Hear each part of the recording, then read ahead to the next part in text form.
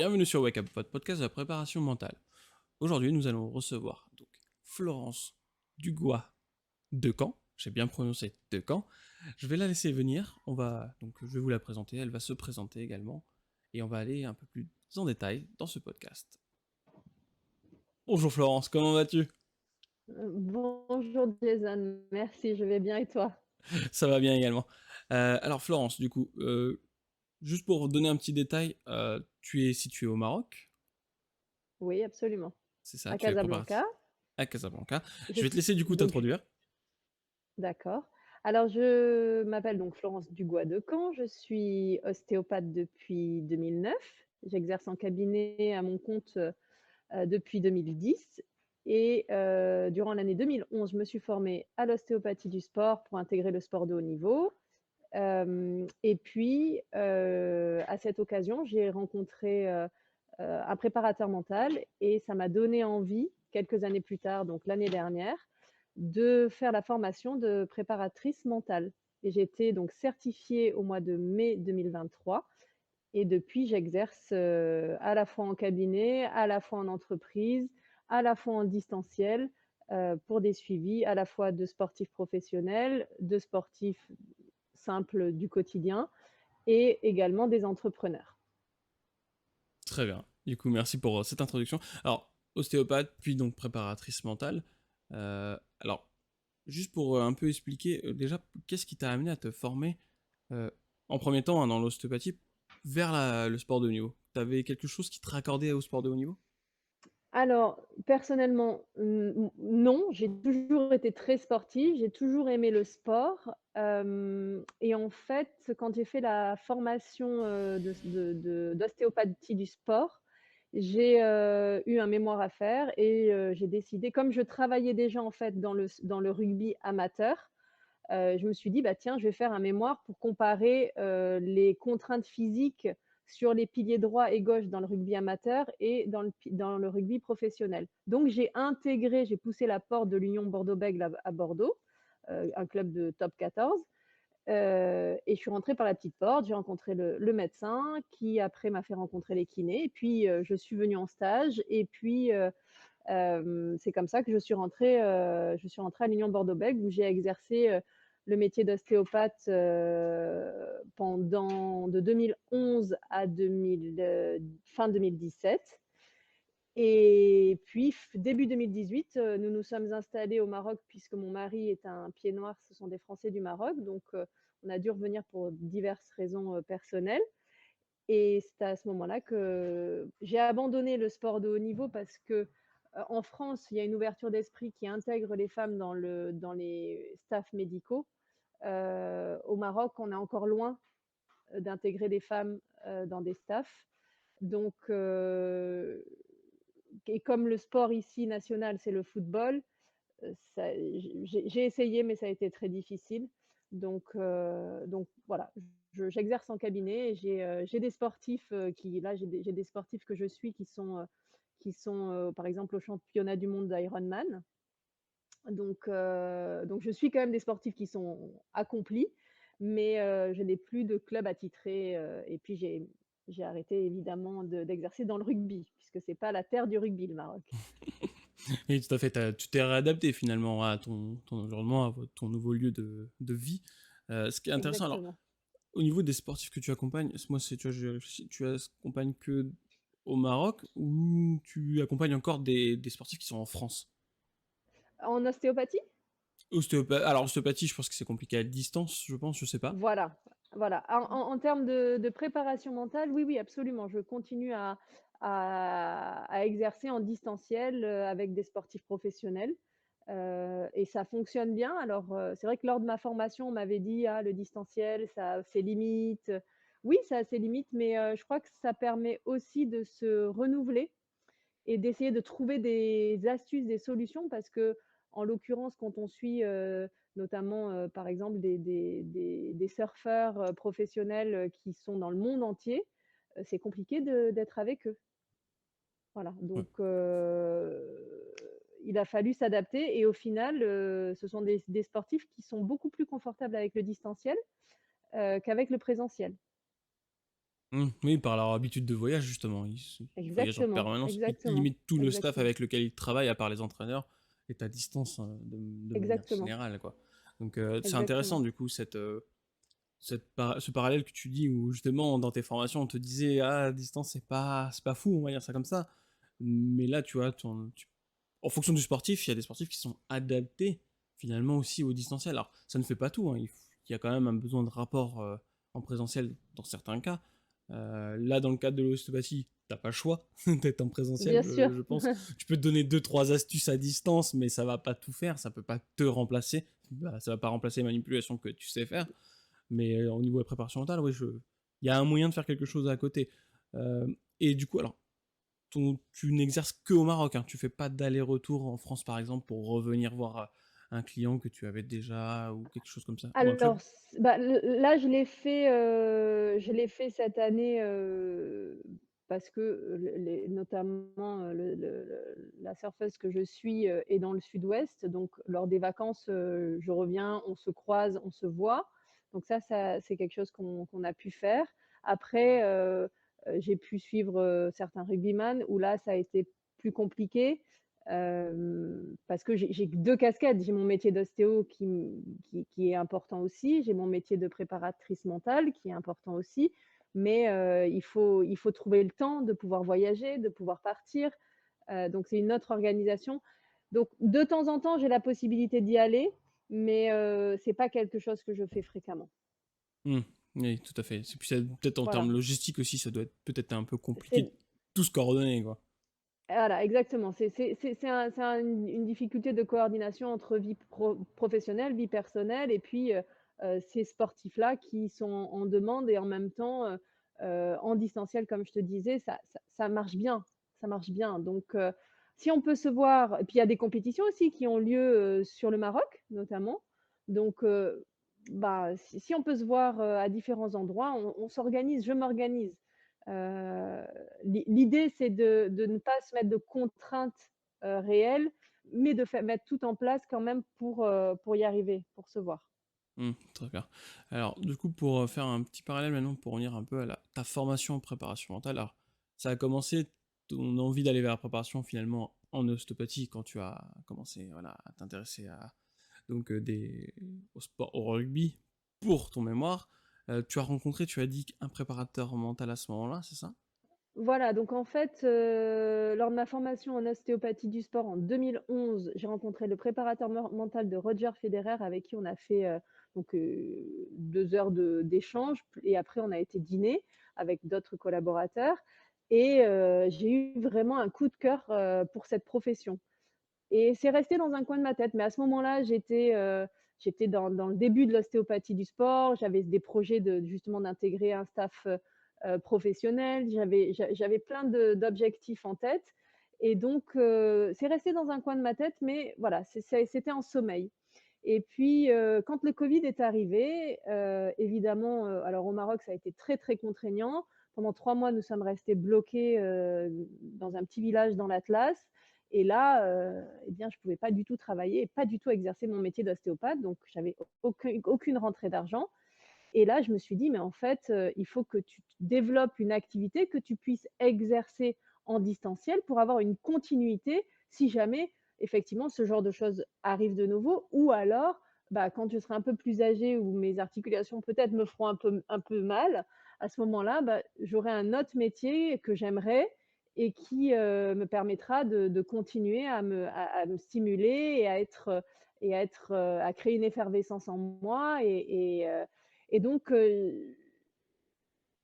grâce à ce Covid, finalement, j'ai pu, me concentrer sur ce projet et c'est à ce moment-là que j'ai pensé à éventuellement revenir vers ce métier de préparatrice mentale et puis l'année dernière, donc il y a 2 ans, j'ai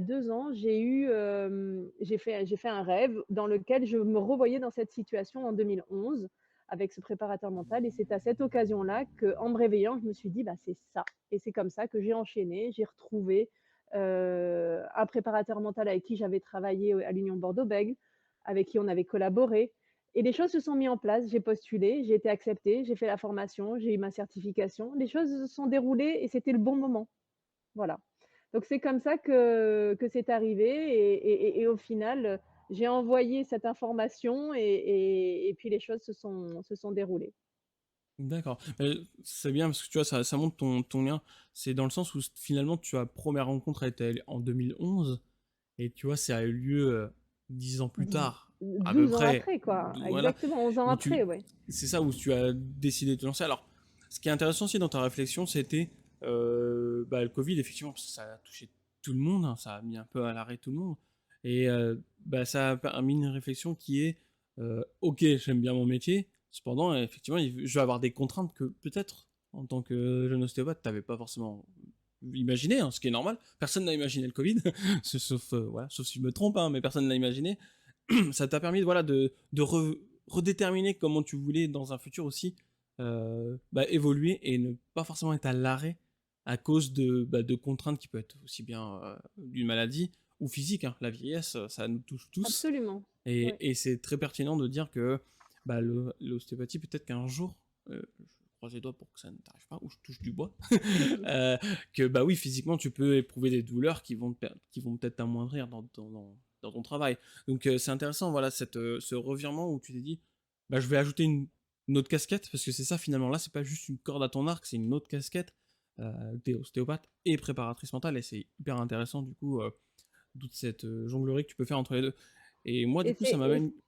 c'est Vas-y. encore plus pardon, c'est encore plus intéressant parce que le fait d'avoir, d'avoir fait cette formation, j'ai pris conscience durant la formation, que j'avais beaucoup de patients en ostéo qui venaient pour des douleurs, physiques, mais qui finalement n'étaient pas liées à des blocages mécaniques et qui étaient liés à leur mental et ça, cette prise de conscience, je pense que si je n'avais pas fait cette formation, je l'avais en tête, hein. Je voyais bien, qu'il y avait des gens qui étaient, qui avaient beaucoup de contraintes, émotionnelles, qui n'étaient pas bien dans leur basket, qui n'étaient pas forcément, dans du bien-être, qui subissaient leur quotidien et donc et que ça générait des tensions. Donc je leur disais: «Écoutez, essayez de prendre du plaisir, essayez de trouver, des choses» mais instinctivement et puis, cette formation, ça m'a vraiment ouvert les yeux et c'est là qu'aujourd'hui, je fais et de l'ostéo et de la préparation mentale dans toutes mes séances. C'est-à-dire qu'on fait pas, alors je vais distinguer évidemment des séances de préparation mentale, mais quand je suis en séance d'ostéo, il m'arrive de faire intervenir de la préparation mentale dans mes séances, parce que je sais que ce sont des patients qui ne sont pas encore prêts à faire un suivi entier. Donc heu, donc ça m'a aussi amenée à être encore plus investie dans cette, formation de préparatrice mentale. Et puis également la dernière chose qui m'a fait m'investir autant dans cette formation aussi, c'est, le fait d'avoir, des enfants très sportifs qui veulent être sportifs professionnels et donc j'ai déjà pris conscience avec mon mari qui est un ancien sportif professionnel que, à capacité physique égale et capacité technique égale, c'est le mental qui fait la différence.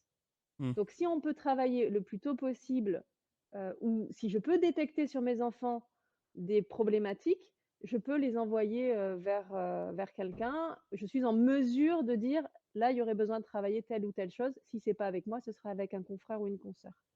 Voilà, donc c'est comme ça que tout ça s'est mis en place. Ah, très bien. Alors du coup, c'est bien, c'est que tu as répondu indirectement à ma question. Ça, j'avais même pas finalement besoin de la poser.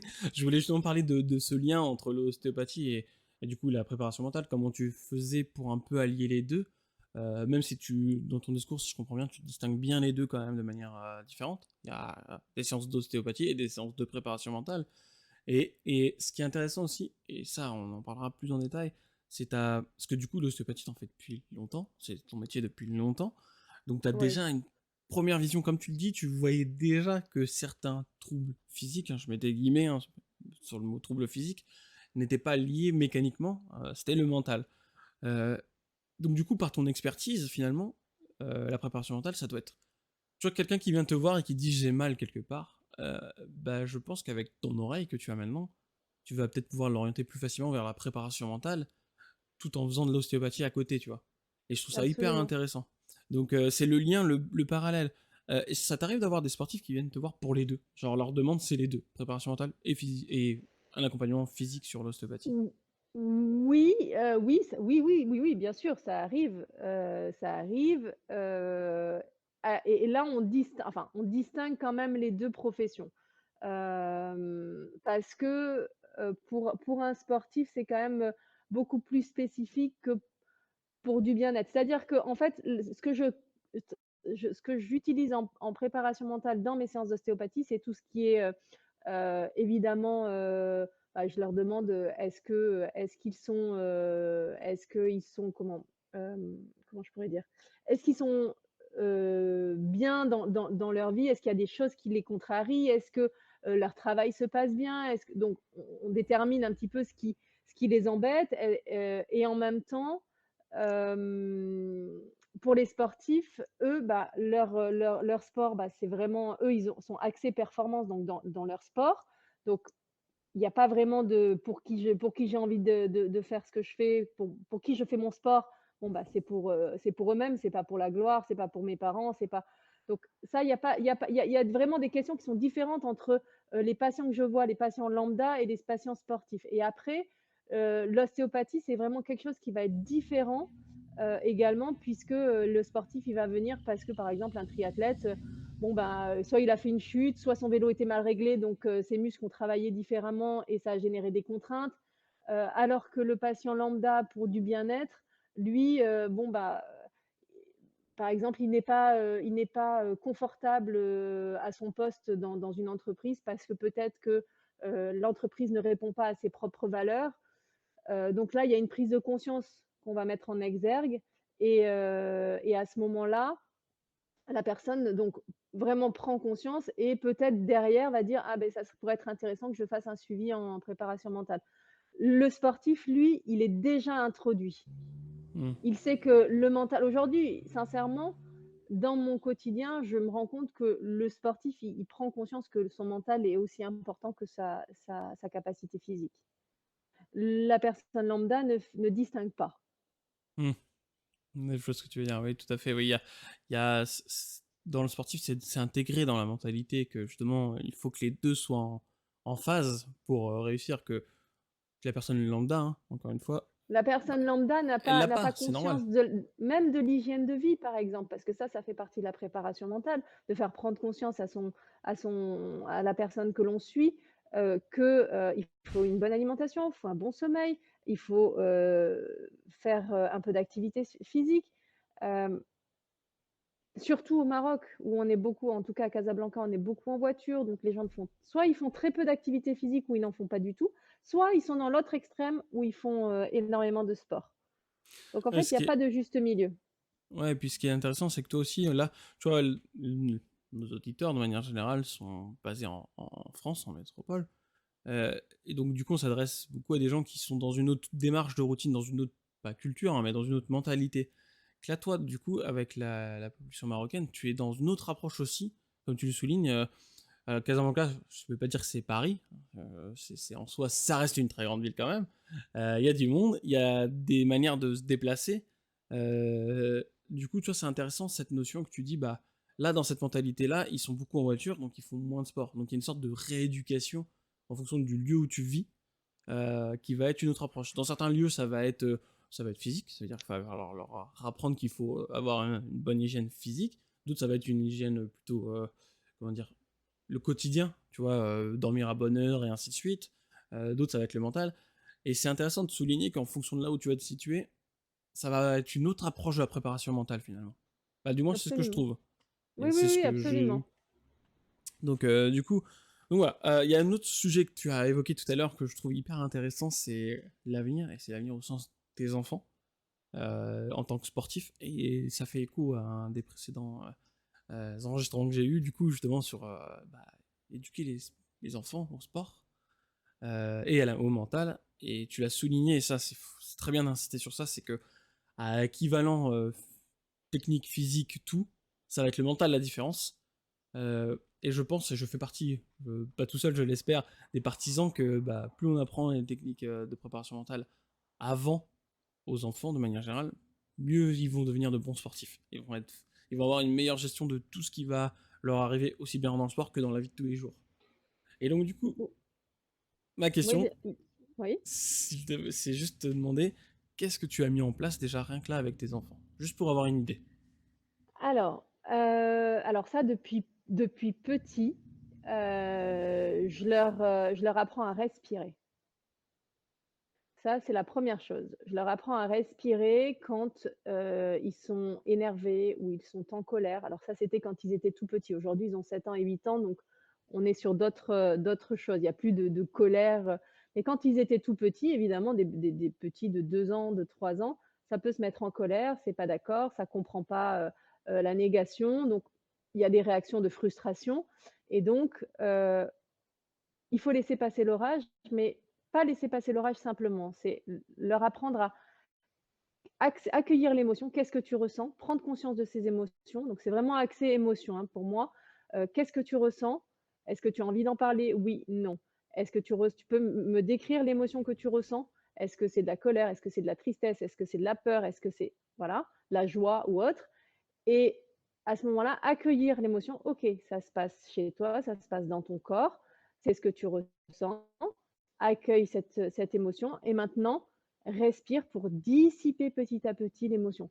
Quand un enfant est en pleine crise de larmes, il y a rien de mieux déjà que de dire: «Je comprends que tu sois en colère, je comprends que tu sois triste», et lui apprendre à respirer. Donc ça, c'est la première chose. Après, j'ai des enfants qui ont toujours été, très, très bons dormeurs. On a toujours depuis avec mon mari, depuis toujours, heu, des routines, en fait, c'est-à-dire des routines de sommeil, des routines alimentaires, ils ont déjà conscience que s'ils veulent aller loin dans le sport, il faut qu'ils prennent soin de leur corps. Moi, je leur dis déjà, et c'est ce que je dis à mes sportifs professionnels en ostéopathie et les jeunes qui veulent aussi devenir professionnels. J'ai notamment ici, je suis des jeunes footballeurs.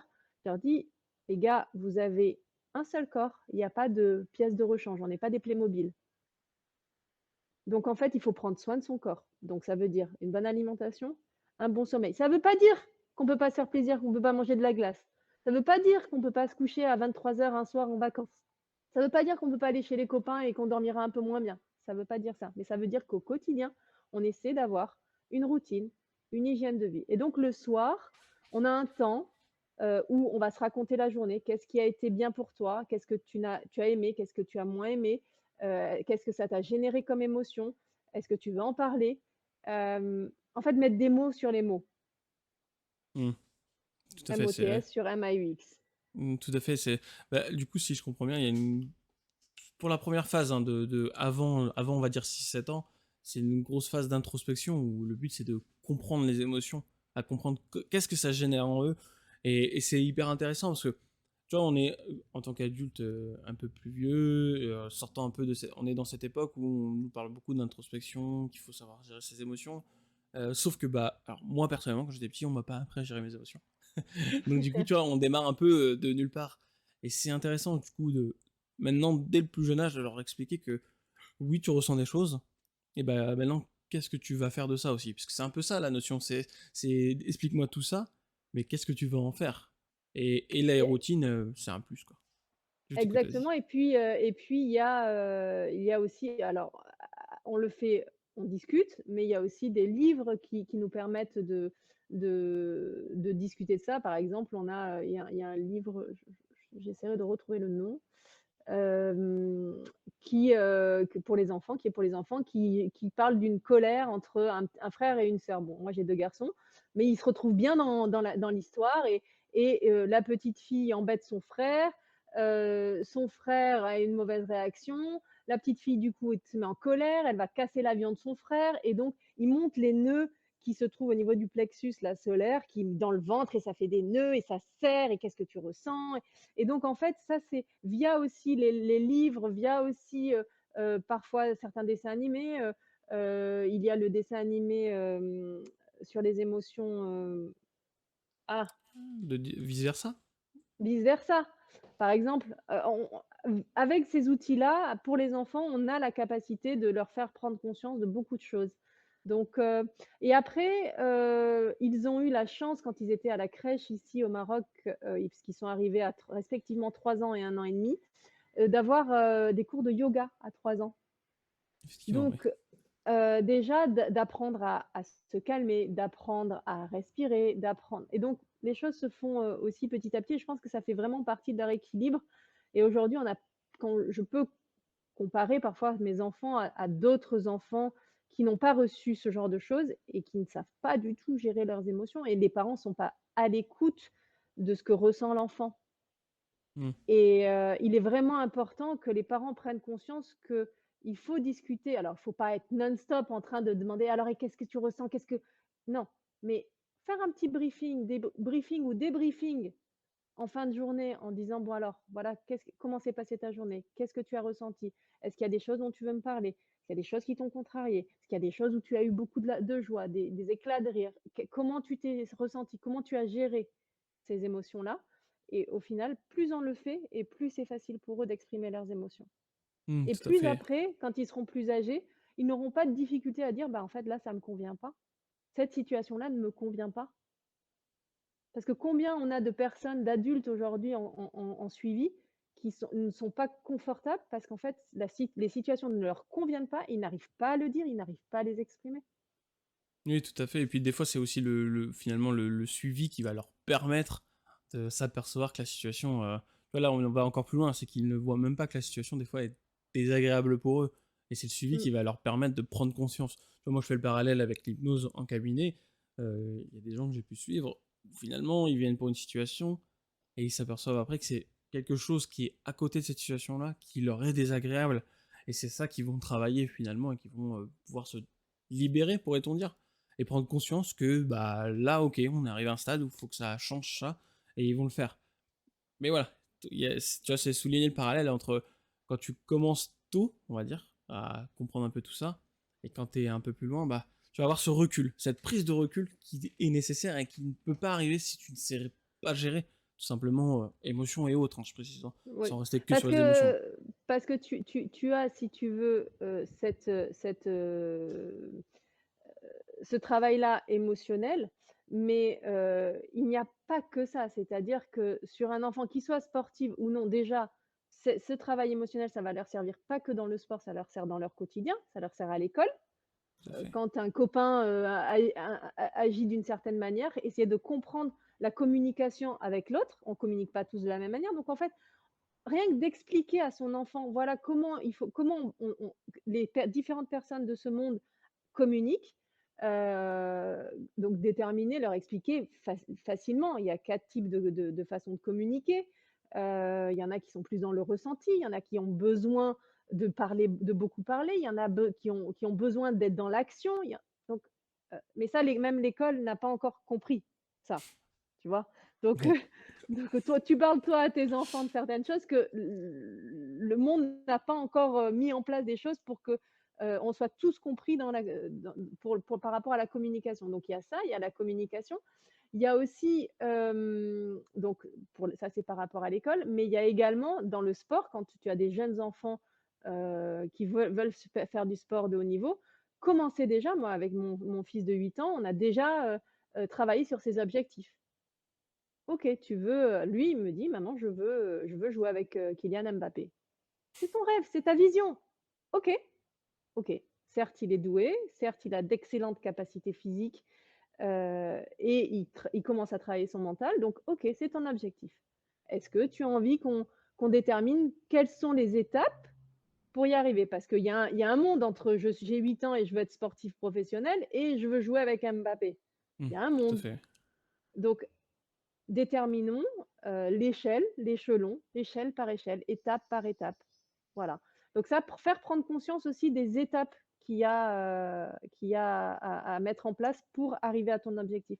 Et après, avec, ces enfants-là, je travaille aussi en préparation mentale vraiment de, savoir observer ce qu'il y a autour, c'est-à-dire on a ballon au pied, il y a des choses qui se passent autour de toi, savoir regarder ce qui se passe autour de toi, en même temps que de jouer avec ton ballon, la balle au pied.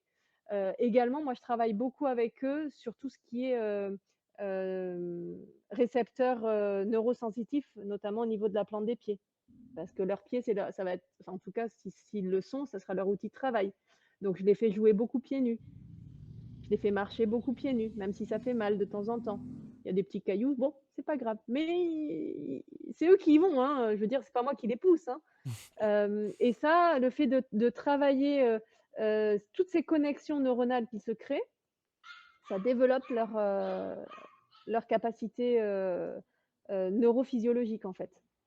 D'accord, très bien. Très bien, très bien. Bah, alors, du coup, pour cette grande parenthèse sur l'accompagnement d'enfants, pourrais-tu dire propre enfant, hein, là, on n'est vraiment pas sur généraliser la méthode à tous les enfants du monde. C'est plutôt une vision qu'on peut avoir proprement, nous, qu'on voudrait transmettre. De ta vision, du coup, comment tu accompagnes, comment ça se reflète dans ton suivi de sportif, dans la vie de tous les jours, en tant que préparatrice mentale? Est-ce que tu fais des liens entre les deux? C'est-à-dire, Hem, l'enfant, tu vois, comment tu as tes visions, comment tu veux amener tes enfants vers, par exemple, la mise en place de routines, les échelons, comme tu viens de dire, qui est hyper intéressant, tu vois.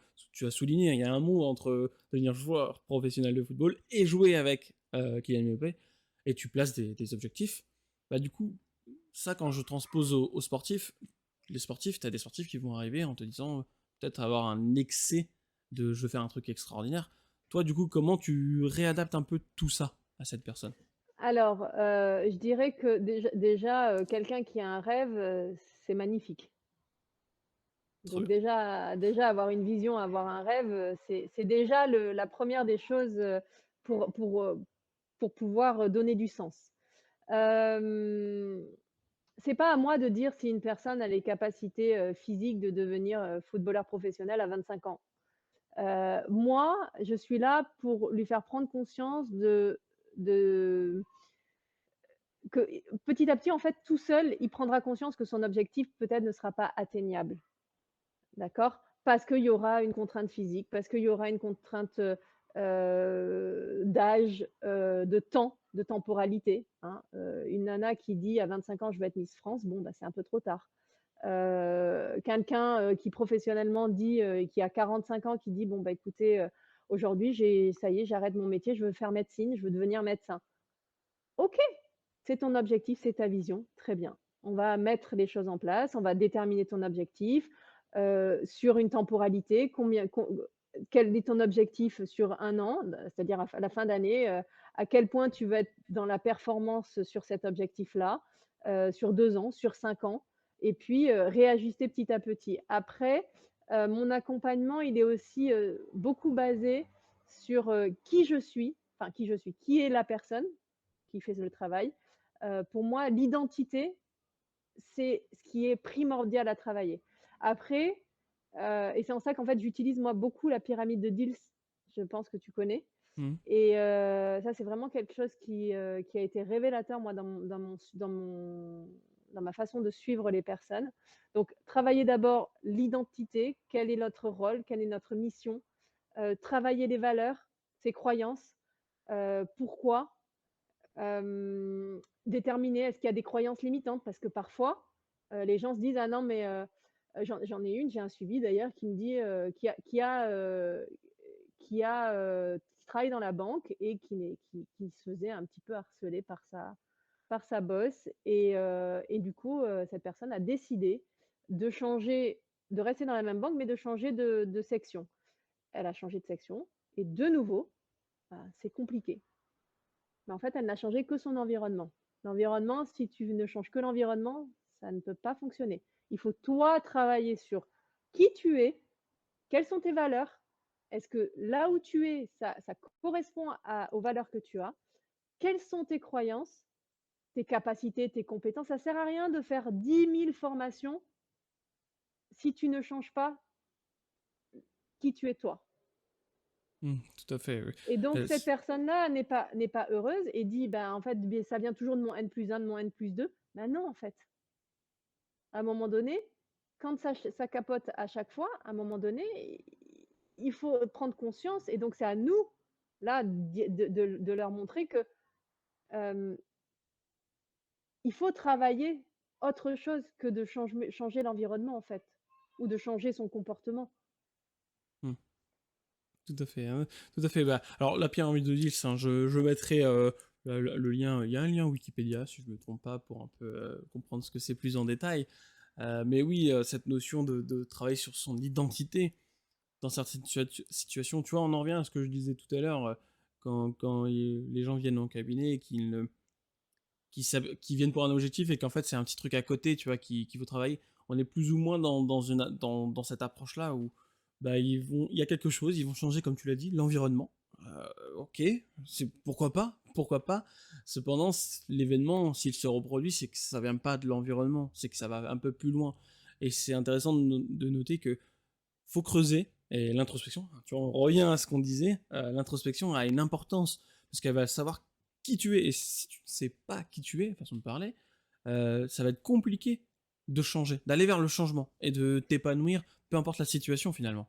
Et absolument, et pour finir sur cet exemple-là, et cette personne me dit d'ailleurs: «Ah ben tu as pris, 1 mois et demi, de vacances, ah c'est exceptionnel, c'est super. Qu'est-ce que j'aimerais aussi?» parce qu'au Maroc, dans l quand on est salarié, on n'a que 15 jours de vacances par an, c'est très peu. Donc tout est compté, et donc elle me dit: «Ah qu'est-ce que j'aimerais?»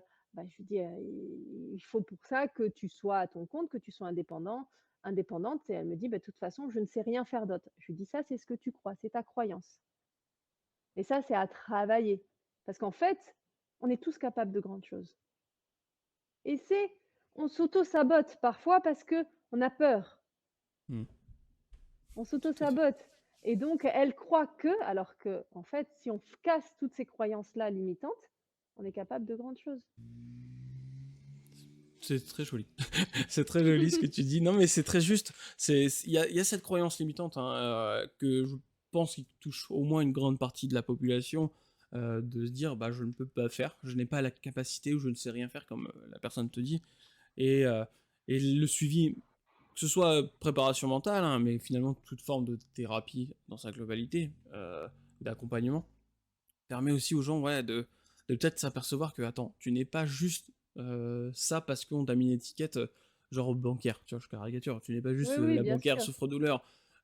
Tu peux être tout ce que tu veux, faut juste par contre passer par une phase qui peut être un peu lourde et un peu chiante, hein, on va pas se mentir, Oui, l'introspection. oui. C'est très chiant de se poser les questions à soi-même, et surtout des questions où il faut que tu répondes vraiment. Parce qu'on a tendance à plutôt être dans le pourquoi, tu vois, le pourquoi je fais ça, pourquoi machin. Et c'est plutôt le comment qui nous intéresse. C'est comment tu vas aller vers la solution. Et si t'es pas capable de te poser cette question-là, t'avanceras pas, je pense. Et puis il y a aussi la formulation, c'est-à-dire dire: «J'aimerais faire ça», ça n'introduit rien. Par contre, dire: je veux être». À partir du moment où on dit: «Je veux», déjà c'est engagé, on a un engagement. Donc il y a de Hmm. la motivation. J'aimerais, ah ben, on peut rester sur le canapé en disant: «J'aimerais», hein, pas de problème, hein. Mais à partir du moment où on s'engage, on dit: «Je veux», là, il y a de l'engagement, il y a de la motivation, il y a autre chose. Donc les mots ont un sens, et il faut que les gens prennent conscience, que les mots ont un sens, et donc du coup, aujourd'hui où on est non-stop sur nos écrans, que ce soit l'ordinateur, l'iPad, l'iPhone, n'importe quel téléphone, on est non-stop, à être, on n'écrit plus, on n'utilise plus de mots, on n'a plus de vocabulaire. Les jeunes sont, ne mettent plus de mots en fait que ce soit sur leurs émotions, sur leur projet de vie. C'est juste être sur Internet et être sur Instagram et être sur, voilà. Donc du coup, aujourd'hui, enfin, la génération qui va arriver, moi, c'est une génération qui me fait peur, parce que je me dis: «En fait, ils ne savent pas gérer leurs émotions. Ils ne savent pas mettre des mots sur ce qu'ils sont en train de vivre». Hem et donc quels adultes ça va être demain? Hmm. Tout à fait. Après, il y a cette notion, tu vois, de là, nous, on est. Encore une fois, la préparation mentale, alors, en fonction de l'endroit où tu te situes dans le monde, hein, ça va être plus ou moins développé. Ça va être aussi ça l'atout, c'est que, tu vois, on peut le voir, donc du coup, moi je suis plus, donc, comme tu le sais, des joueurs d'e-sport, donc des jeunes, hein, c'est Mmh. ma population principale. Et c'est intéressant justement de travailler avec eux, tout ce qu'ils n'ont pas forcément en outil, qu'ils n'ont pas eu la chance de connaître. La respiration, tu vois, tu as cité la respiration en outil que tu avais en premier lieu fait avec tes enfants. Je trouve que pour moi, la respiration, apprendre à quelqu'un à respirer, tu fais un énorme travail. Tu gagnes beaucoup de temps sur plein de choses, sur gérer les émotions. On sait que respirer d'une certaine façon va déclencher de l'adrénaline, et à l'inverse, l'autre va plutôt voilà, pouvoir te permettre de te poser. Donc du coup, c'est intéressant. Tu vois, moi je vois les jeunes, bah, ceux que j'accompagne, juste ça change leur vie. J'ai certains qui ne viennent et qui apprennent juste ça, et ça leur suffit. Ils n'ont pas besoin de plus finalement. Et donc du Mais coup, moi, dans toute cette d'autant génération, ça permet aussi, tu vois, il y a quand même ce besoin d'apprendre qui est intéressant, pour nuancer un peu le propos de la future oui, oui. génération. Oui, oui, oui, oui. Non, mais je pense qu'on parlait pas de la même population. Ah, peut-être. Voilà. Par rapport au e-sport, ce qui est bah, déjà, ce sont des gens qui vivent de ça. Et ce qui est intéressant par rapport à la respiration, et là, je rebondis sur mon métier d'ostéo, c'est qu'en fait, quand tu es assis et que tu es donc toute la journée sur un fauteuil devant ton ordinateur, tu peux parfois prendre des postures un peu avachies. Tout à fait. Tu vois? Et donc là, qu'est-ce qui se passe? Tu verrouilles ton diaphragme parce que tu peux pas respirer quand tu es avachi, d'accord? Ton diaphragme, il te permet de bien respirer, et donc en le verrouillant, bah, tu as des difficultés de respiratoire, et quand tu respires mal, tu irrigues moins bien ton cerveau. Comme tu dis, tu, sécrètes moins d'adrénaline, et forcément, tu utilises tes muscles inspirateurs accessoires qui sont au niveau de tes cervicales, et à ce moment-là, tu mets en tension tes cervicales. Donc tu vois, c'est un lien entre, à la fois la PM d'apprendre à respirer, et en même temps l'ostéo de se dire: «OK, il faut que j'ai une bonne posture devant mon ordinateur pour être plus performant dans mon e-sport». Mmh, tout à fait, mais c'est très juste, hein, ce que tu dis, hein, on le voit avec des joueurs, tu vois? Je prends le cas de joueurs qui sont certes, ils sont concentrés, mais comme tu dis, ils sont avachis. Évidemment, leur performance va être moindre. Alors qu'à l'inverse, quelqu'un qui va être plus détendu, plus ouvert, on va dire, dans sa posture, donc c'est-à-dire pas avachi, il y aura une plus d'endurance, déjà, pour commencer. C'est non négligeable, hein, quand tu t'entraînes, d'avoir quand même beaucoup d'endurance, on va pas se mentir. Et même, de manière générale, la posture du corps va leur permettre d'être plus à l'aise, plus alerte, et de moins s'user, hein, tout simplement. On va pas se Ah mentir, hein. oui, À quelqu'un oui, oui, absolument. de mal positionné sur une chaise, et là je parle à une ostéo, ça fait des dégâts, ça fait des ravages. On va pas se mentir, hein. Absolument, absolument, Donc, et je rebondis là sur ce que tu dis. Là, dans Dijon, j'interviens dans une grosse société, mondiale qui a certains bureaux, sur Casablanca. Donc ils m'ont demandé d'intervenir justement à la fois, pour travailler, pour partager sur le côté ostéo, bien-être, troubles musculo-squelettiques, et en même temps santé mentale.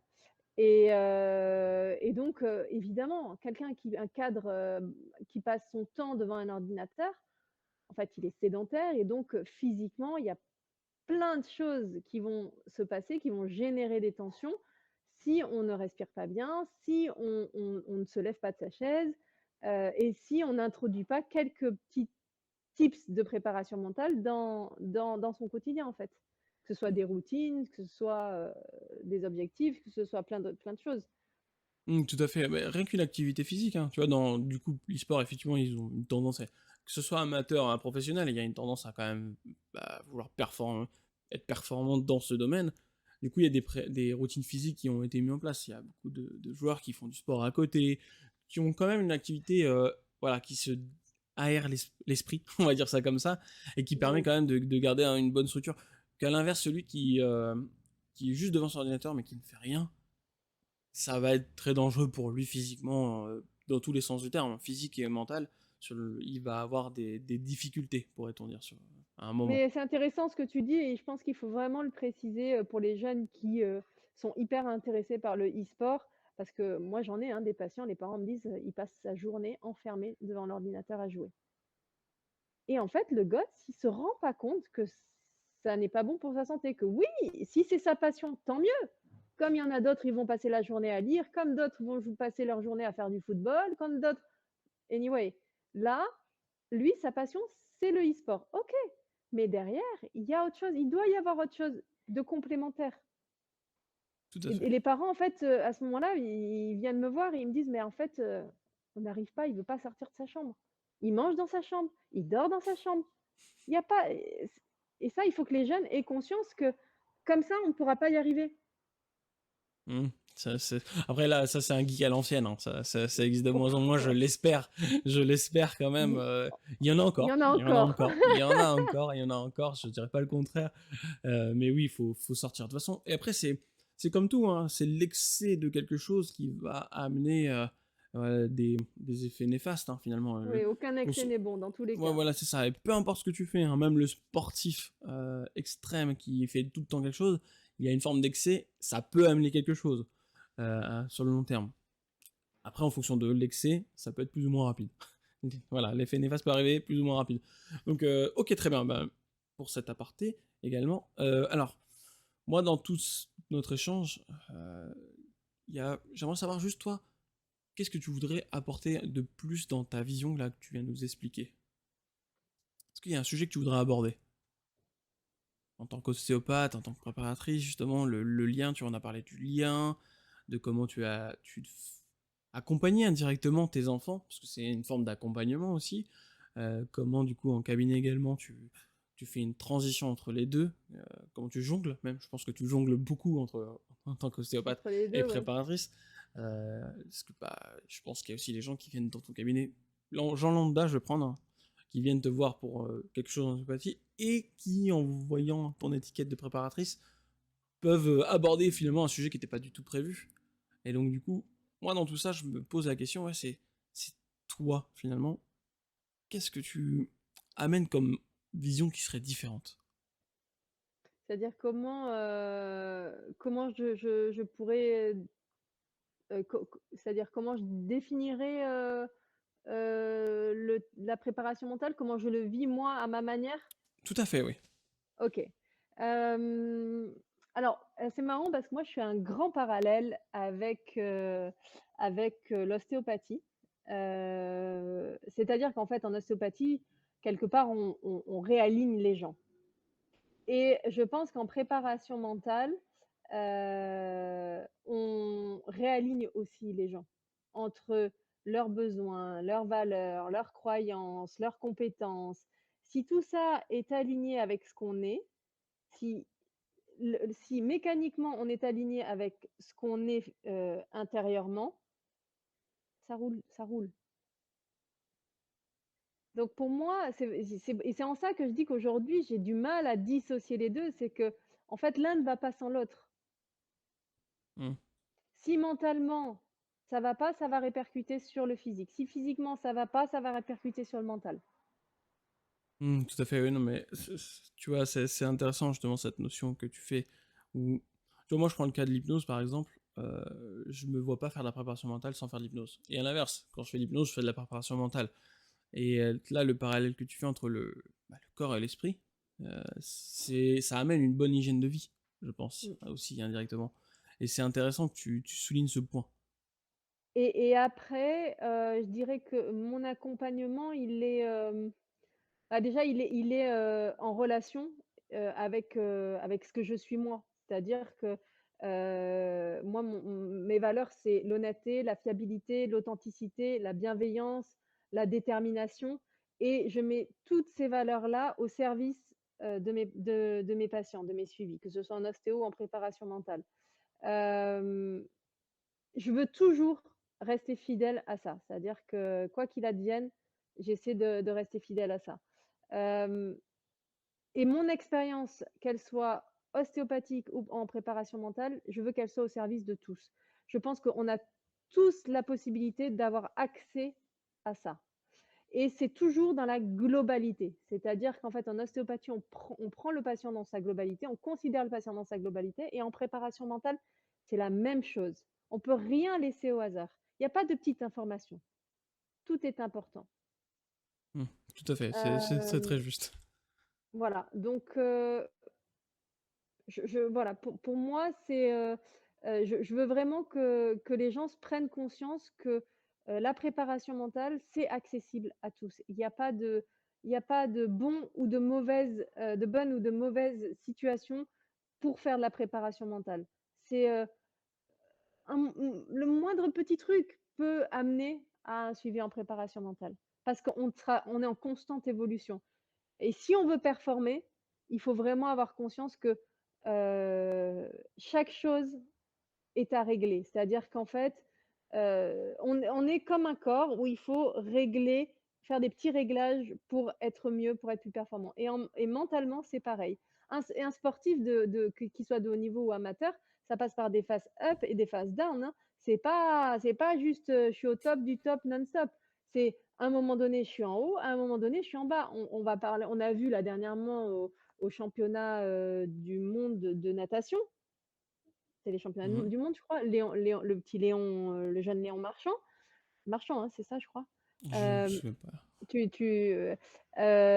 et le jeune, en fait, donc il est très jeune, il exerce aux États-Unis maintenant et il a failli arrêter. Il y a 3 ans de ça, il a failli arrêter la natation. Aujourd'hui, il est doublement ou triplement médaillé et c'est un grand, grand espoir pour les Jeux olympiques. Parce qu'il est passé par des phases où il est arrivé en haut et puis c'était dur, il est redescendu en bas, il y a eu certains événements et il a décidé de se faire accompagner par un préparateur mental. Dans ces moments-là, il y aurait eu peut-être des gens qui auraient arrêté, qui auraient dit: «Allez, ça y est, moi ça y est, je veux plus, je veux Mmh. plus, c'est trop contraignant, c'est trop dur, c'est trop». Et lui, il a décidé de travailler avec son préparateur mental. Ils ont dû casser certaines croyances ou certaines pressions qui se mettaient, notamment, «Il faut que je gagne». Bah non, en fait, étape par étape, step by step. Et c'est ça qui est intéressant parce qu'en fait, on est tous de potentiels, je veux pas dire le mot star parce que j'aime pas ce mot, mais on peut tous faire de grandes choses. Mmh. Tout C'est à fait. juste nous qui nous mettons nos limites. Non, Et mais ça, c'est très juste. si on accepte si on accepte l'aide de quelqu'un, si on accepte de demander de l'aide et ça, c'est encore autre chose, on peut y arriver. C'est très juste. Il y a beaucoup de travail, hein, sur accepter de demander de l'aide, de demander de l'aide. Tous ces trucs-là, il y a énormément de travail et ça va venir, je pense, au fur et à mesure. On rentre dans une phase où les gens, alors je sais pas, hein, c'est peut-être que de mon point de vue, au niveau société, il y aura une tendance aussi à avoir besoin d'un accompagnement, préparation ou pas préparation, hein, mais un accompagnement et ça va venir au fur et à mesure. Bah, c'est très bien. Merci beaucoup pour tout ce que tu viens de nous dire. C'est hyper intéressant. Je vais avoir juste une dernière question à te poser. C'est, alors, toi, tu vas avoir une vision un peu particulière peut-être. C'est quel avenir vois-tu de la préparation mentale? Alors moi, bah, je l'ai vécu en ostéopathie, hein, parce que moi quand j'ai été diplômée en ostéo, bon, on n'était pas aux prémices de l'ostéo, dans le quotidien. Par contre, on était aux prémices de l'ostéo dans le sport de haut niveau. Mhm. Il n'y avait pas d'ostéo.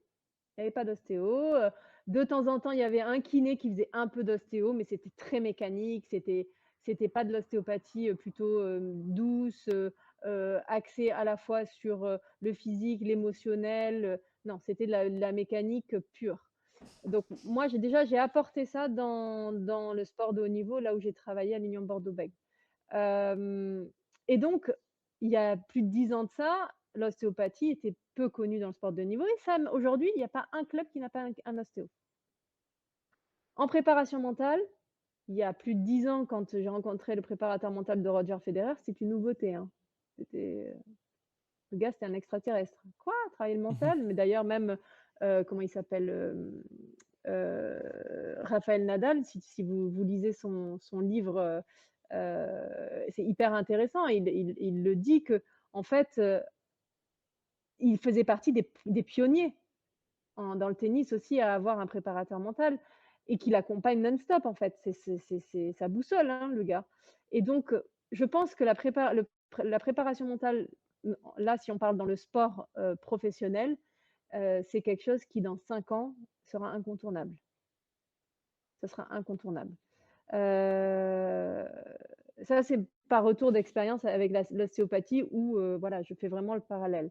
Bien Donc je sûr. pense, voilà, dans 5 ans, dans 10 ans, toutes les équipes, elles auront, des préparateurs mentaux parce qu'ils s'en rendent compte.